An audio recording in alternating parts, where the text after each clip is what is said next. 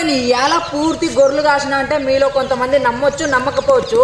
ఇంకో మ్యాటర్ ఏంటంటే నేను గొర్రెలు కాయడం ఇదే ఫస్ట్ టైం ఏం కాదు. నా చిన్నప్పుడు 1 మంత్ కాసిన గొర్రెలు. నేను అప్పులుంటే ఇంట్లో కష్టాలైతే ఇక ఏం చేయలేక అలాంటి పరిస్థితిలో గాసం వేసినారు గొర్రెలకి.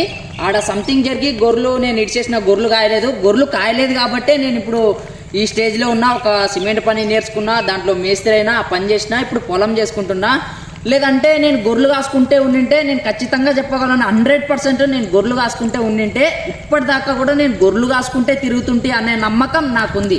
నేను ఆ రోజు నా రాతలో రాసి పెట్టలేదు గొర్రెలు కాయడం. కాబట్టి నేను అలా ఏమో అట్లా జరిగింది. అది సంథింగ్ చెప్పకూడదు, ఎందుకంటే చుట్టాల దగ్గరనే పోయినాం మేము గొర్రెలకి.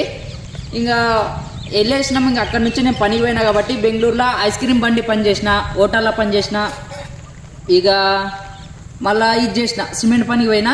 ఇంకా కొంతమంది తోలుకునే వాళ్ళు కాదు, అట్లే కష్టపడి పని చేసిన. ఇంకా పని చేసుకుంటూ ఇప్పుడు పని కొంచెం సాలైంది. అలాగే ఊర్లో కొంచెం సెటిల్ అవుదాం, ఊర్లో ఎట్లా ఉంటుంది పరిస్థితులు అన్నీ చూద్దామని ఇప్పుడు ఊర్లోకి వచ్చినాం. ప్రజెంట్ అయితే ఊర్లో ఏం చేస్తున్నాం, ఇక మా అక్క వాళ్ళు దేవస్థానానికి పోతామంటే మా అక్క కొడుకు చిన్నవాడు నేను మా ఇద్దరం గొర్రెలు కాయనికి వచ్చినాం, గొర్రెలు కాస్తున్నాం.